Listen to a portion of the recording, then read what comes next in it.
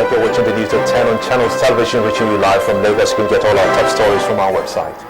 President Goodluck Jonathan has called on Nigerians to continue to pray for the incoming administration as they take over from him in the onerous task of nation building. The president, who was speaking at an interdenominational breakfast meeting in the federal capital at the presidential villa, says that he is grateful to God and Nigerians for all the privileges he has enjoyed from his days of being in office and as the deputy to Umaru Musa Yar'Adua, the former president who passed on to greater glory, and for Nigeria. President Jonathan also called on leaders at all levels, including local government chairmen and lawmakers, to be ready to make sacrifices that will help in the development of Nigeria. Our State House correspondent Chukwuma Nogusi reports. For the 5th year running, Christian faithful converged on the presidential villa for this breakfast meeting designed to thank God for his goodness since the inception of the Goodluck Jonathan administration. But this one is unique, coming at the last lap of the administration, and it has drawn much crowd who joined the president and his team in the worship session. The president may be leaving office, but he looks back and says it's all about God and Nigerians. He calls for more prayers for the incoming and outgoing administrations. We continue to pray for the country, and of course we pray for the incoming government, as also pray for us who are living, to have the opportunity to serve humanity in different phases. For me, I have to thank God and to thank Nigerians for the privileges and opportunities given to me in this past 16 years. I served my state as a deputy governor and a governor for 8 years in the government house in Abuja. And I came here in the state house, Abuja, served the country as a vice president, as a president. That is a reasonable length of time. So I have to thank God first, because if God did not will it, wouldn't have happened. And to thank Nigerians for the support for me within this period. I will continue to do my best as I'm gradually joining Yakubu Gowon and Shemeko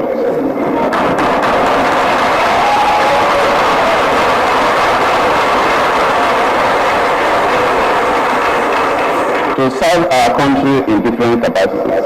And I must commend Yakubu Gowon, Shemeko, and some of our other leaders. For the 8 years I've been here as the vice president, whenever we call upon them, whatever they are in this world, they will try and come.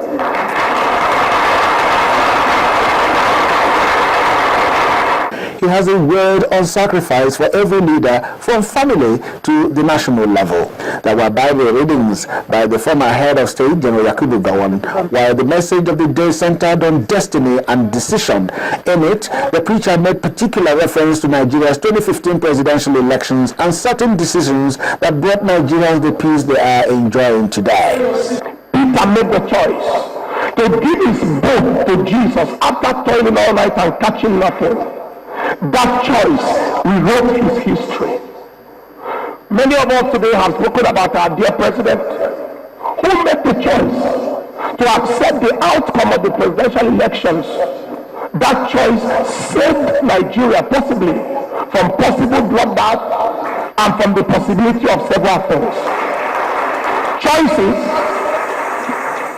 make us, and we make choices. There were also prayers for the nation and Dr. Goodluck Jonathan as he marks what many have described as the end of a meritorious service to his fatherland as president. Chukwuma Nogusi, Channels Television News. Well, now, the toxicology test carried out at the laboratory of the National Food and Drug Administration and Control, NAFDAC, in Lagos has confirmed that the local gene consumed by some individuals in Oderele in Ondo State actually contained high concentration of methanol poison. This disclosure was made by the State Commissioner for Health, Dr. Dayo Adeonju, while briefing newsmen in Akure, the state capital, on the latest development on the cause of the strange ailment that broke out in the town last week. Dr. Adeonju said that the poisonous drink has killed 23 people so far, while 10 others are still receiving treatment at the UCH Ibadan at the General Hospital in Oderele. Well, now 200 physically challenged persons in Anambra State now have reason to smile as the wife of the state governor, Mrs. Ebele Obiano, has distributed prosthetic limbs and empowerment items to them. Well, during the fitting of the limbs at the Women Development Center in Awka, the Anambra State capital, Mrs. Obiano, who sponsored the program through her pet project, Caring Family Enhancement Initiative, said the gesture is to enable them earn a better living. The first phase of the program was held in December last year, though, with 300 physically challenged persons benefiting from it. The arrival of the wife of the Anambra State Governor at the venue for the empowerment program is greeted with excitement as women gather around her in appreciation of her efforts in uplifting the living condition of the physically challenged in the state. It is the second phase of the distribution of prosthetic limbs to 200 physically challenged persons organized under the pet project of Mrs. Ebele Obiano, the Caring Family Enhancement Initiative. The governor's wife explains why the project is dear to her heart. When they have these limbs, they be a little free to walk and be able to support themselves and their little families. In his remark, the State Commissioner for Health, Dr. Joe Akabeke, commends the state governor's wife for her efforts in giving hope to the downtrodden in the state. We are here and the Minister of Health and other we endorse to the time and excellency and our best project and the governor of Anambra State for what we are witnessing, because the test of building is in the eating. In addition to the artificial limbs, the beneficiaries also received laptops and grinding machines, among other empowerment items, and their joy knows no bounds. God will bless His Excellency, God will bless him, bless his wife, bless the entire family. Having that mind to really empower the downtrodden. There remains more in stock for the people, as Mrs. Obiano asked graduates with disabilities who passed out in the last 6 years to submit their personal details to her office through their respective local government chairman for employment. According to her, the state government is set to give jobs to 1,000 physically challenged persons. Although there has been progress in the reduction of malaria mortality rates in WHO African region from 54% in the year 2000 to the current 47%. All despite this, more commitment is needed from both the government and the people in order to eliminate mosquitoes and by extension malaria infection, which affects mostly women and children. At this year's World Malaria Day is marked on the back of a promising malaria vaccine which seeks to protect children from the disease. Our focus on health is on how to protect an estimated 97% Nigerian population who are at risk of malaria. Our correspondent Yomi Otaigbe reports.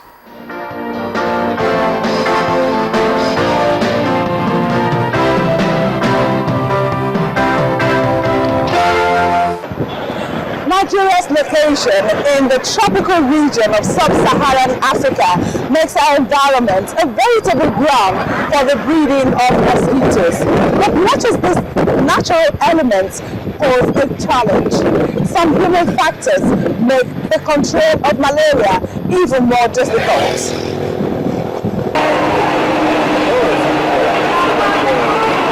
The evidence of the role of humans in the existence of mosquito vectors can be seen in most places. The indiscriminate dumping of refuse close to residential areas and unattended gutters are some examples.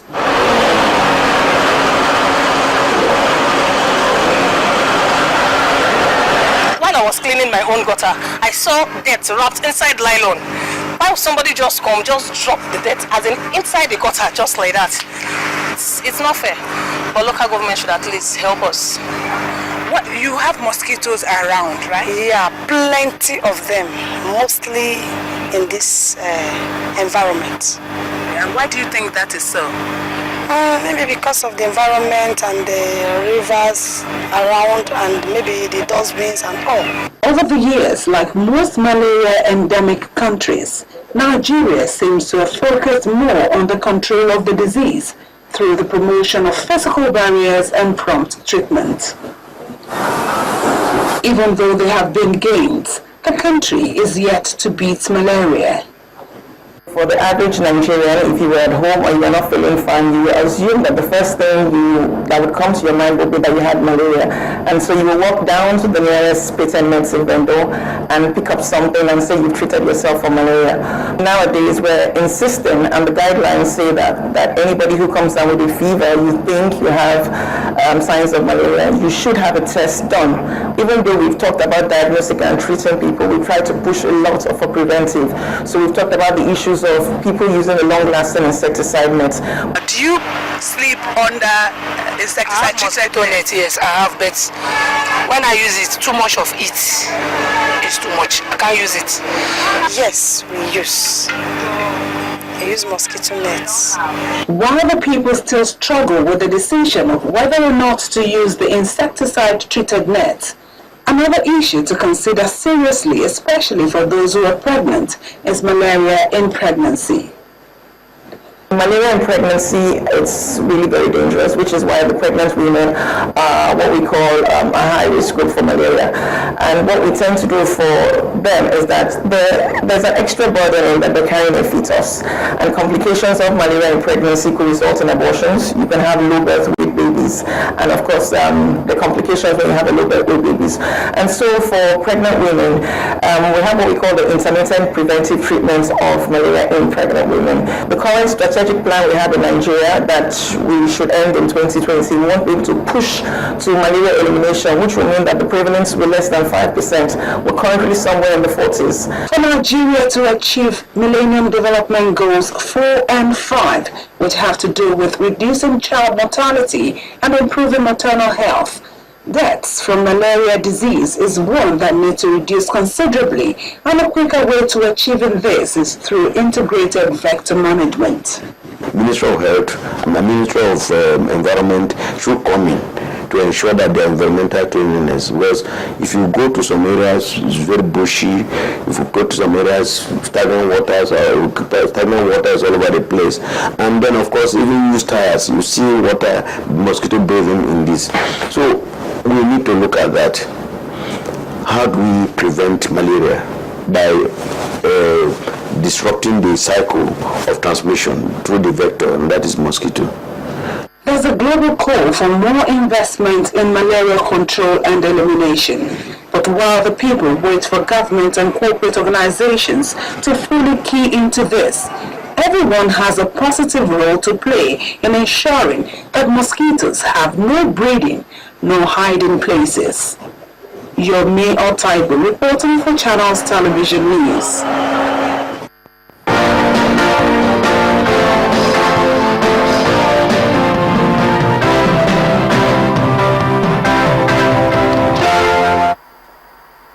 And next on the news at 10, more than 1,000 people killed in Nepal's deathless earthquake for more than 80 years. Plus, Nigeria's supplementary elections still on the way, close to conclusion. We'll be speaking to our correspondent in Abia State, Treasure. That's coming up shortly after now.